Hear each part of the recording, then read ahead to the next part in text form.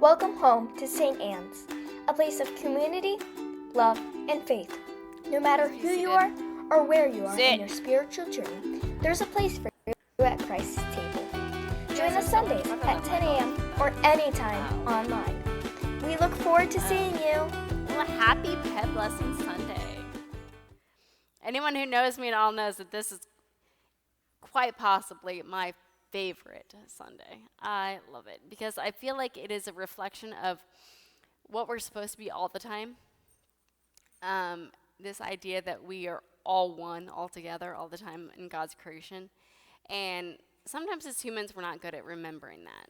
Sometimes we like to separate ourselves from, we like to think that we're other, right? And instead, really, this day is a reminder that we are one. And sometimes I realize it can get kind of cutesy that like, oh, you know, the church goes out and it blesses the animals. And we do it on like a Saturday evening in a park somewhere. You know, the same way that we do with kids. We're like, well, let's shunt them off over here. And we'll say that we're doing it, but we'll put them somewhere else where they don't really impact what we're doing, right? We don't want them to make messes and be loud and impact us in any way. But that is so far from St. Francis and so far from the message of the gospel and so far from God that it's frankly laughable. So the reason that we do the pet blessing is in honor. I am really loud today. Am I really loud to you? Good heavens. And I realize I'm excited. But I'm over here being Goldilocks. Sorry, Nate. St. Francis was a saint that we all need to look to. And the reason that we do pet blessing is because it's a day when we are reminded of St. Francis. So St. Francis of Assisi, his saint day was actually yesterday. It's October 4th. I think because he died on October 4th, and everybody wants that to be your saint day, don't you? I know. Glad I'm not a saint.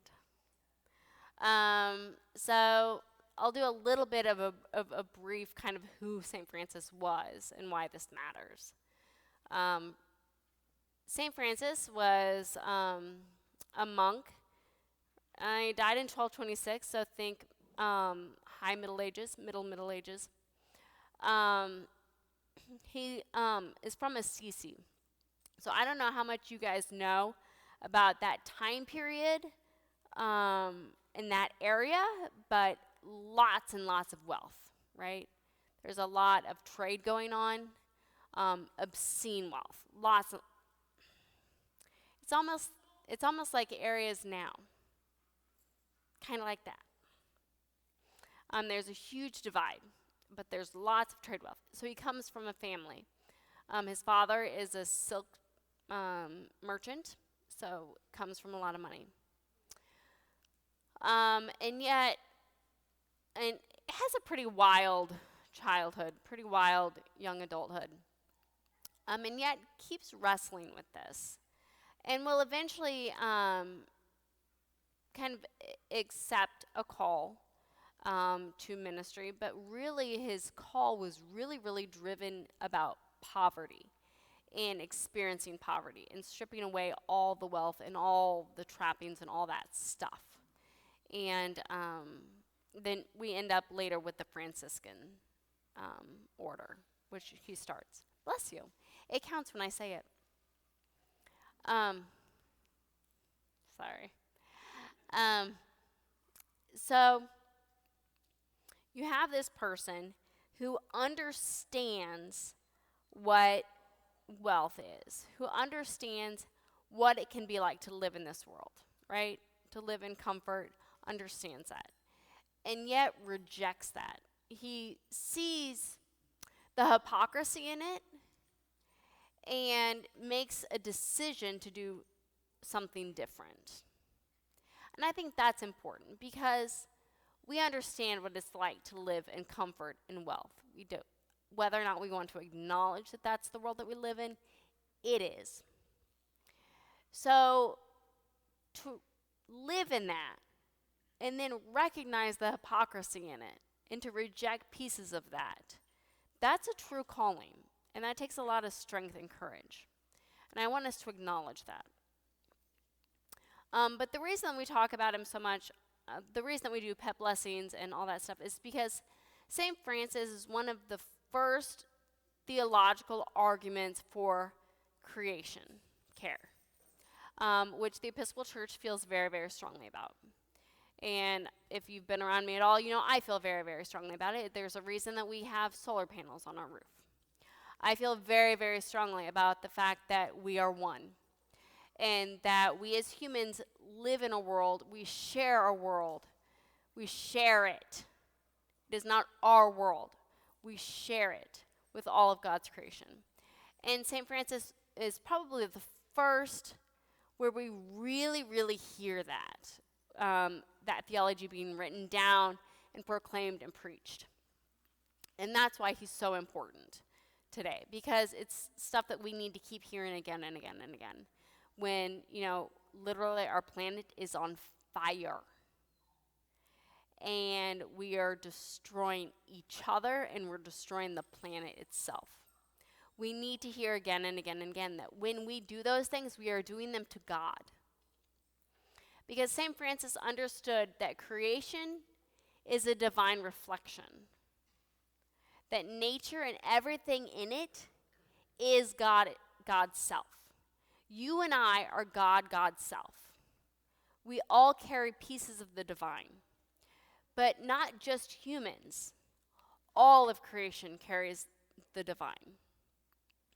And when we are in creation, we are seeing a reflection of God. And St. Francis got that. And it's fascinating how he lived. So he talked about animals as his brothers and sisters. So there was no separation to him between humanity and the animal world. So he preached to humans, but he also preached to the birds. And one of my favorite quotes of his is that preach always, when absolutely necessary, use words. And I think that's something that we all have to hear. Because the way that we live, the choices we make, all of those things are the loudest sermons that you and I will ever preach.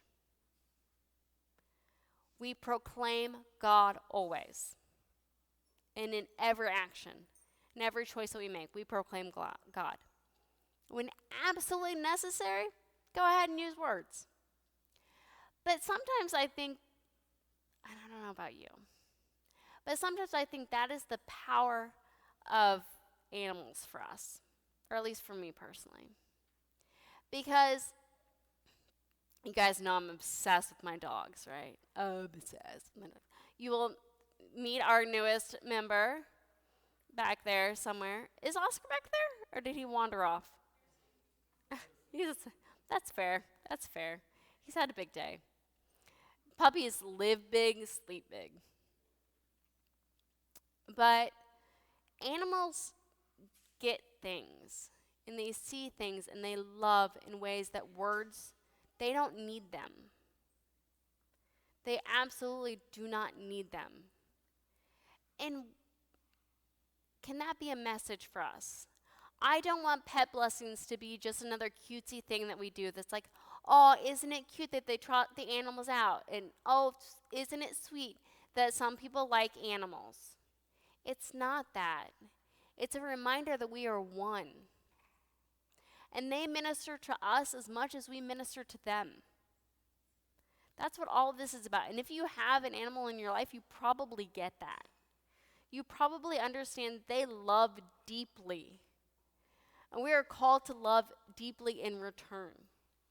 And sometimes that's a pretty powerful message that we need to be reminded of.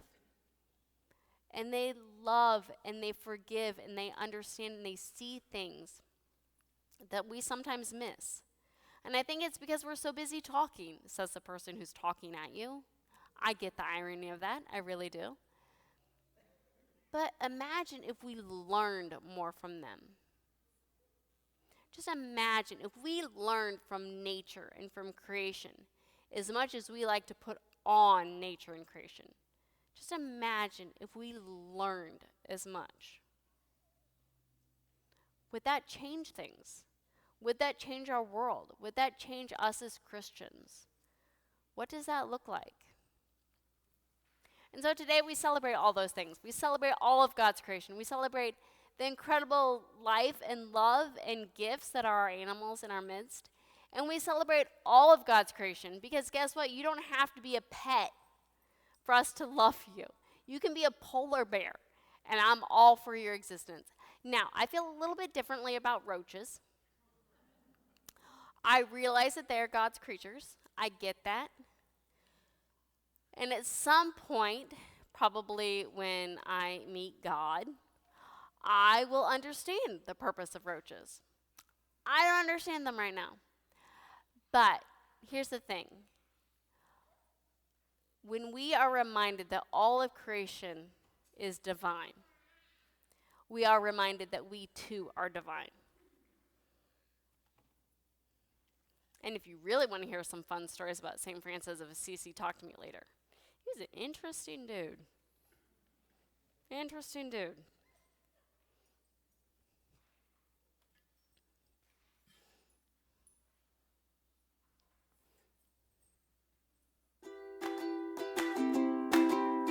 We want you to know that you're welcome to join us at 10 a.m. on Sundays. Please be sure to hit subscribe to receive our sermons. We can't wait to meet you. And we upgraded our coffee offerings